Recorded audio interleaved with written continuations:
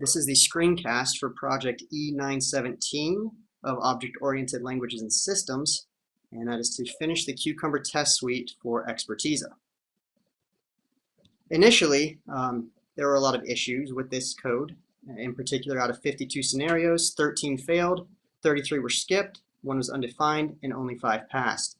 And out of 408 steps, 14 failed, 350 were skipped, 9 were undefined, and 35 passed. To complete this project, we made use of 2 tools in particular. One of those was SimpleCog, and as you can see here in the GitHub repository, there are a few things we had to add to the environment of the features directory. Additionally, we also used Launchy, in particular save and open page, which during the test's execution, it would open up exactly how the HTML web page would look. As we worked on this project, we targeted many aspects of both the code and the test cases and fixed them in order to make the tests pass. One such aspect of the code fix was an incorrect initial parsing of the first name from the full name. If the first name did not exist, for instance, it would fail. So we put a check to make sure that it wasn't nil, and we're able to fix it that way. We also had routing errors when we ran tests, so by manually adding those, we were able to make several test cases pass. Also, within the tests themselves, there were several aspects that we had to fix.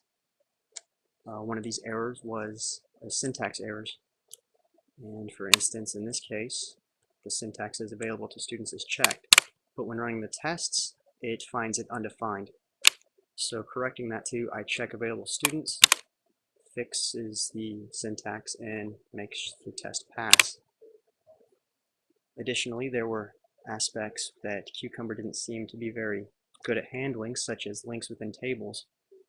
So we were able to get around this. For instance, when you're creating something such as a user or a course, after you create it, if you navigate to the appropriate page, such as manage courses, manage users, or whatnot, then you were able to see the name that you're expecting to see, and that was able to fix that test. Invalid foreign keys was another set of errors that prevented quite a bit of tests from running, and the fix for this one was quite simple, to just add the instructor ID before saving the assignment to make those tests pass.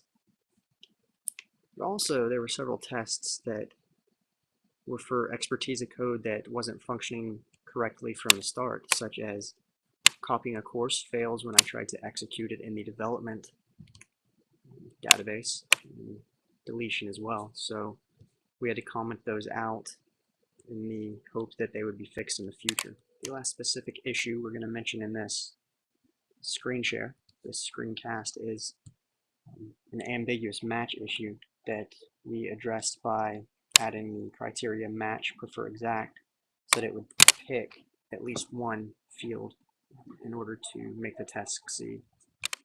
Our end result in running all of the features resulted in all scenarios and all steps passing. So now, out of 38, instead of 52 scenarios, we have 38, all of them passing, and 313 steps pass. And additionally, we had a significant boost to code coverage, so we've upped that to 25.99%. And see here on the left, you can see that all the features and scenarios and steps pass that should. And this concludes our screencast.